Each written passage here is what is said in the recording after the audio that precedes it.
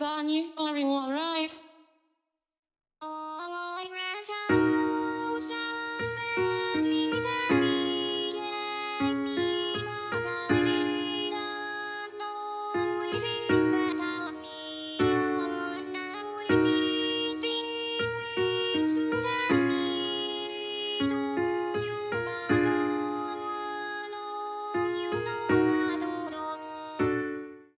Good evening. Today on A Star, we were meant to be speaking about the dog from Theodore Rex, Zippy, but unfortunately there has been a change of schedule because there's been some actually quite tragic news. The rabbit, Carrot, from beloved 1971 film Bedknobs and Broomsticks, has sadly left us. As a result, I need to bump up the schedule. This is an update video, if anything, because there will never be a better time to tell this story, and rest in peace to the family and estate of Carrot the Rabbit. In fact, if I may, just quickly. I will remember you! Alright, thanks. Bedknobs and Broomsticks, released in February 12th, 1971, probably. It was a Walt Disney Pictures musical comedy, combining live action and animation. It was based on a book. The Sherman brothers wrote for it. It's just like Mary Poppins. I was raised on it as a child. In fact, we used to keep the VHS in the cupboard. We used to have a cupboard behind the TV back in the 90s. Early 2000s, and in there was the VHS for Bedknobs and Broomsticks. As a child, a young boy, I was actually scared to go in there because it was a strange space. It was a strange little cupboard. You could walk into the cupboard and you'd be surrounded by VHSs on all sides. I didn't like it because the Brum VHS was in there, and I didn't like the opening sequence of Brum. I thought he was like a fine character, but his eyes would blinker on in the opening credits, and that would really deeply unsettle me. So the cupboard had a deep aura, and if I wanted to go and retrieve Bedknobs and Broomsticks, it would have involved conquering that fear, which I just wasn't ready for at that time. Nevertheless, I guess my parents did instill a good message about physical media and the power, the aura of the VHS, and I did end up watching it a handful of times, probably when my parents went and retrieved it. The film was directed by Robert Stevenson. You're gonna be hearing this name a bit. Robbie was busy with the first two Herbie films, The Love Bug and Burbie Rides Again. I said it wrong. If you're just looking at the impact of animal actors in Hollywood, Robert Stevenson is your guy. He's your man. Director of The Shaggy Dog, The Monkey's Uncle, You pronounced it wrong. That Darn Cat, The Gnome Mobile. That one's not actually about animals, I just wanted to say it. One of our dinosaurs is missing. The Shaggy DA. And Old Yeller. I didn't even make any of those up. In the pre-production phase of Bedknobs and Broomsticks, they had not worked together previously. Rabbits actually were not a common animal in film around this time. There was a fine level of craft that was expected, and as a result, Hollywood, the studio system in general, just stayed away from rabbit craft and rabbit stories. You will really struggle to find any classic film made before 1970 that has a rabbit as a major plot point. That's why there were so many of them in cartoons. Nevertheless, Bedknobs and Broomsticks is a witchy film. Our main character has the ability to turn people into animals. Roy Disney, in the final years of his life, decided that this would be the perfect picture to experiment The line got to practically audition how far the Disney company could grow their live action department. Obviously, making films was a great expense and it put them behind their competitors. If we could train dogs to do the stunts that our cartoons usually do, that could still be the Disney brand, done on the cheap. Carrot was cheap. Carrot had a counter of +1 1,000, a cost of 2, and only 3,000 points to her name. So this wasn't a shake the industry experiment. never worked with animals, never worked with kids. Robert Stevenson contractually had to do both. Carrot was a fairly elderly Florida white rabbit that was picked just because of its screen presence. The Florida white rabbit is notably one of the few working breeds of Babbit. No. It is well known that bunnies do not like to be kept as pets. They get nothing out of the arrangement, much like Mac. But the Florida white rabbit has been scientifically shown to react well to working conditions. There are work breeds of rabbit, which I was blown away to learn. Now, Carrot, for the record, is not to be confused with the One Piece character of the same name. Carrot was the property of Carol Windenberg. In this classic 1971 scene, Professor Emilius Brown has to escape danger and go and alarm the kids about the incoming forces attacking their small English town during the 1940s Blitz. Formerly, he was of the Correspondence College of Witchcraft and a soldier in the English military. This was thought to be a complex character for any animal actor to play. They can't be instructed on motivations, they can't obviously speak, but Carrot was a very prominent role within the film, so it was deigned that in the early stages of animal actor productions, that something more intensive would be required. Professor Emilius Brown is an interesting character in his own right. Home, London, England. Likes, magic. Helping Miss Price. Dislikes, Bookman. The Nazis. A real audience insert character, but not a particularly easy role for a rabbit.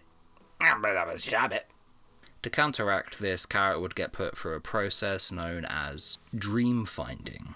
A number of rabbits, as many as were needed for the film, were placed in big blue cages, and on the Disney backlot, 5 times a day, a member of the production team would presumably come in with flashcards and a torch and blink of the light showing what was on the cards, which was information about the character Professor Emilius Brown, history of the actor himself, David Tomlinson's favourite colour, his sleep schedule, his hobbies, his interests, and obviously his lines. Just in the hope that some of them may subconsciously go in, it was 1971, it was a different time.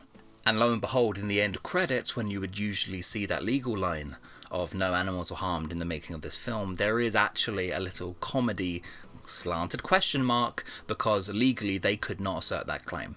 You can play the card. You can play rabbit to the field, which Roy Disney and Robert Tomlinson absolutely made use of in the scene where a bunch of Nazis and skeleton men are turned into rabbits on the field. Carrot was a rabbit mink of the Macomo dukedom, the current ruler of the dukedom, and a former member of the Kingsbirds and Inarashi Musketeer Squad. She was trained by Pedro, whose will she carries on. She is an ally of the Straw Hat Pirates. I know I said that wouldn't be relevant earlier, but just so that you know, you can differentiate the two characters. During the Whole Cake Island Saga and Wano Country arc, she was basically a member of the crew, where she joined the Sanji retrieval team to take Sanji on Whole Cake Island, get him back to the crew, and then she participated in the raid on Onigashima. Carrot, our rabbit, didn't really have as an exciting life after production wrapped. Mrs. Winterbaum reportedly had to flee the country for reasons that I can't find. That's not the sort of thing they document on Google. And Carrot was just let free to rejoin the wild, which is really quite sad, being that this is a domesticated, highly trained, and arguably brainwashed Babbit. But that's where the story ends. There are no other films that Carrot was ever in. The fact that the body was found in Florida speaks, that's a good sign, I think, that the Florida white rabbit got back to his green pastures, nostalgic beds of daisies, a pine tree in the distance. This story really prangs me the fuck out, I'll be real with you. Mrs. Winterbaum also, of course, had a rival. This is Mrs. Burton, who was working on the Universal backlot, circa 1949 to 1980. Their breeder, Mrs. Irene Burton, has astounded animal experts by proving that the dwarf rabbits can be hypnotized. So there's rival rabbits, and there's rival cats, and honestly, probably rival dogs to match.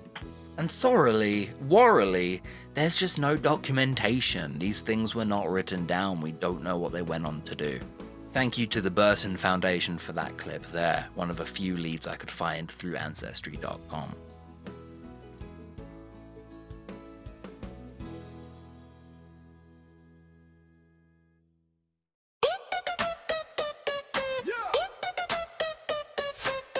Gather round, it's a springtime boom. We hopping in heavy with the bunny cartoon. Boom, boing, bounce, net, boom. Boing, bounce, net, boom.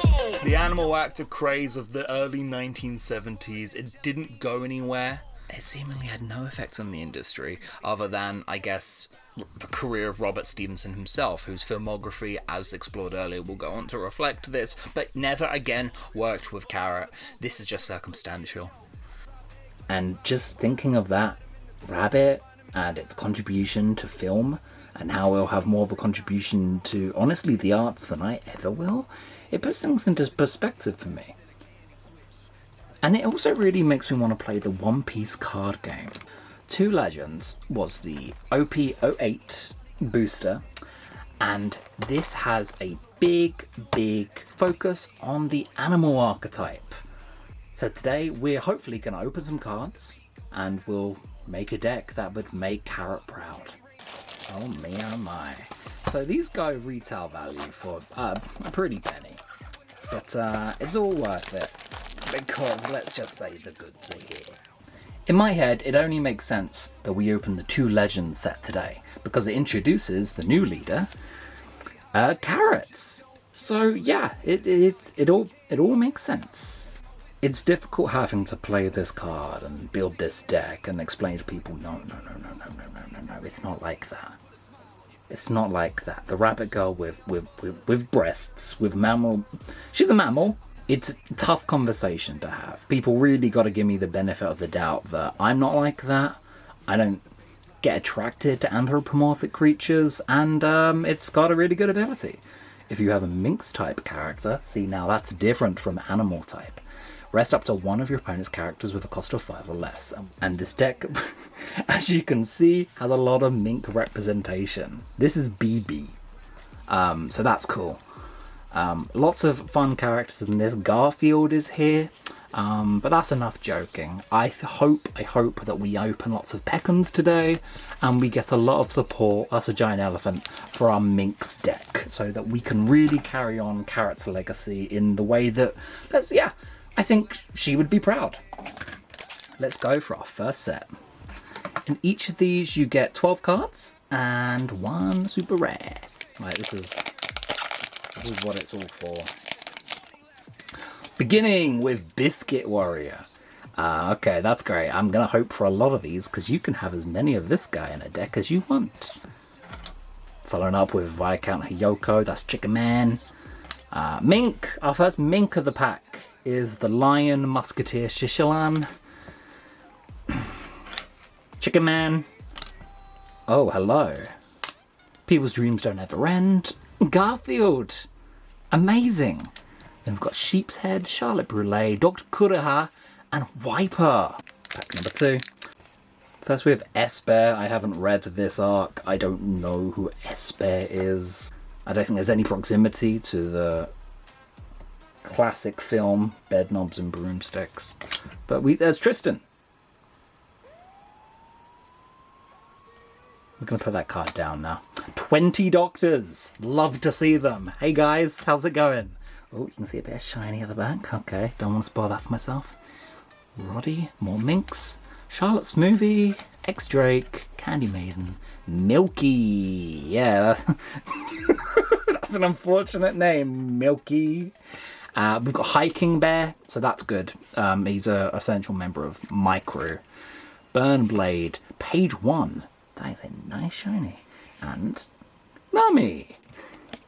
She's not shy. Pack number 3. You know, I was considering saving this till, like, I don't know, Christmas, and then I could open a pack. Oh, yeah, 24 packs. I could open one pretty much every day on the run up to Christmas, but then I thought this is an even more suitable event. So, Buckin. Yeah. Charlotte Miyagi. Chicken Man, Calgara, yes, one of my favourite characters from the series One Piece. I'm very glad we have Calgara. I think we'll have about 10 Calgara by the time we're done here. Edward Weevil, Charlotte Kataguri, Oh, one of the new leaders. Okay. I'll take that. It's a whole new way to play the game. Just opened up there. Dalton.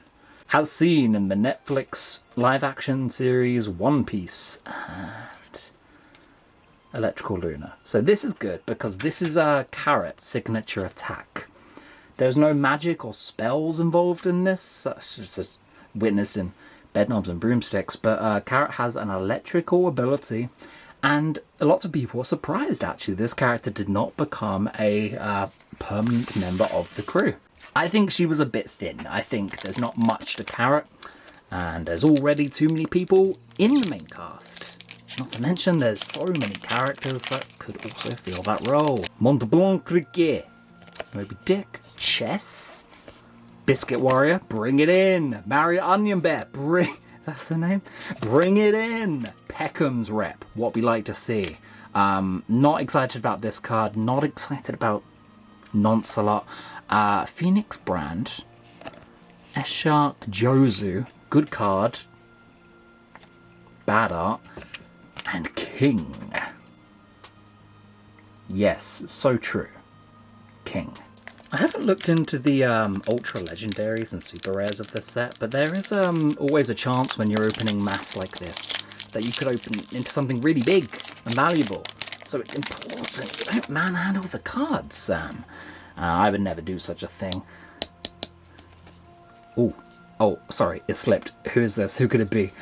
Oh my, hello, sir. That's a big boy. That's a big baby boy. I will have to look up the price of some of these once we're done here. Shot boy. What's going on with this fucking pack, man? Jimbei, Hiking Bear, Southbird. Oh, more animals. Love it. We love animals in media, and then Ace. Not to be confused with, well, you know. Sorry, Carrot. You would have loved rap music. Okay. S-Bear. We've got BB, more BB, of course. Drum Kingdom, of course. I made a birthday cake of this year, of this location. Oh, Robson. Don't get me wrong, this is one of my favourite sagas in fiction. I do not know who Robson is. It's not a familiar name or dude to me. Oh, okay, Pedro. Brilliant for the Minx deck, and I think I know who this is. Haha! Yes! Okay. This is going to be crucial to any good Minx deck. The effect is really good. People who have just dismissed it are still picking up copies of that card. So, let's hope for, to be honest, 4 of them? I could be pushing my luck though.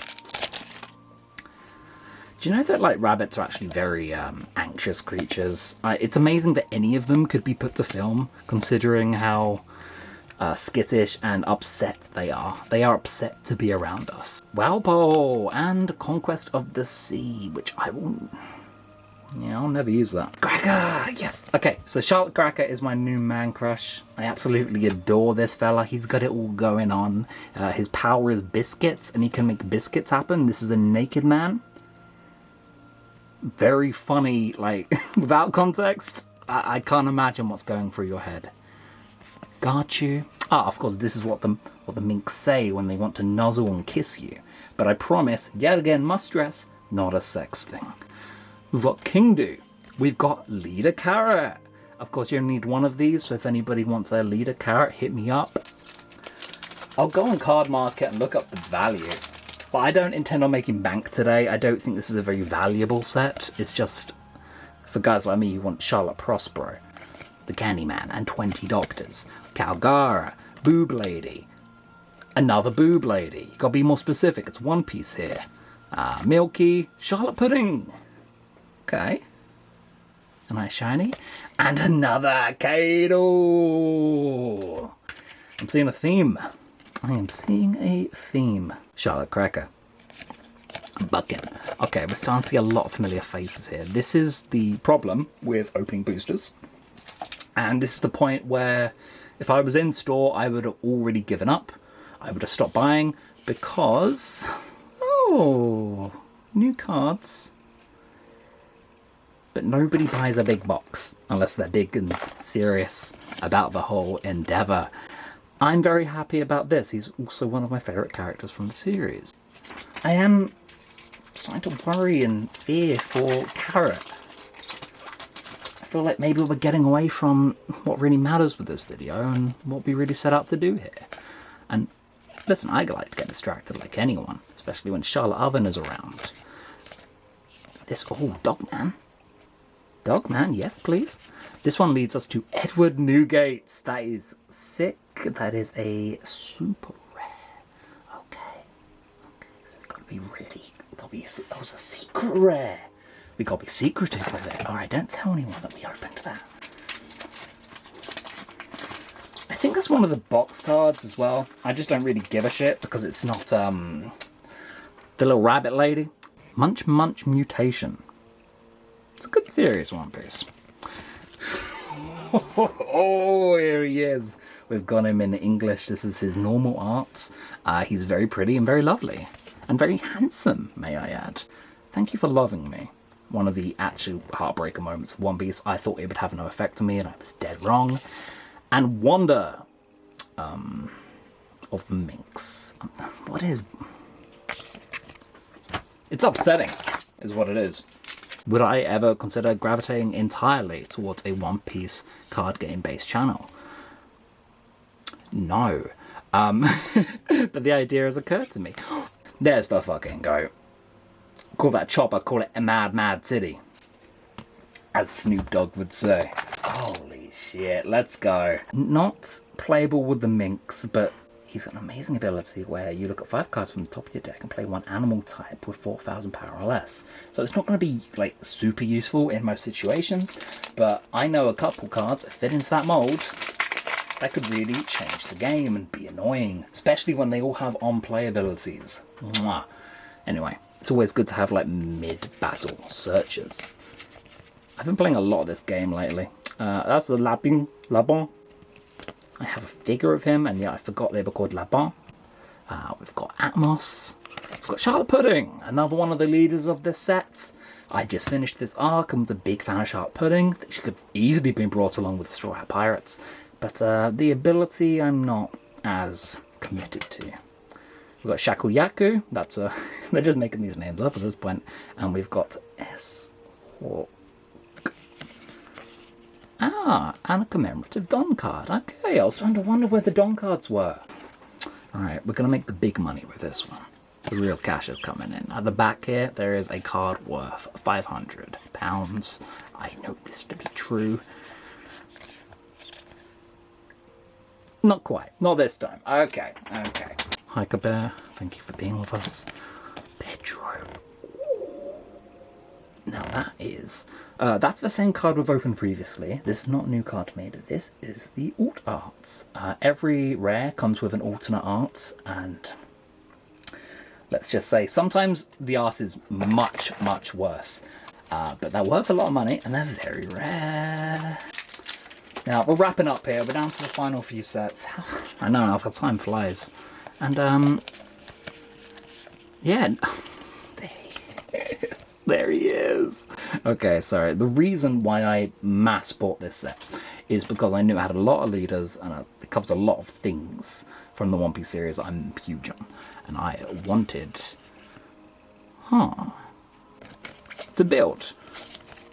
So, value is subjective. They're all pieces of cardboard in the end. They're all just rabbits in the end. It's the value and the journey that, like, they go on that gives them meaning and specialty. Oh, another dawn.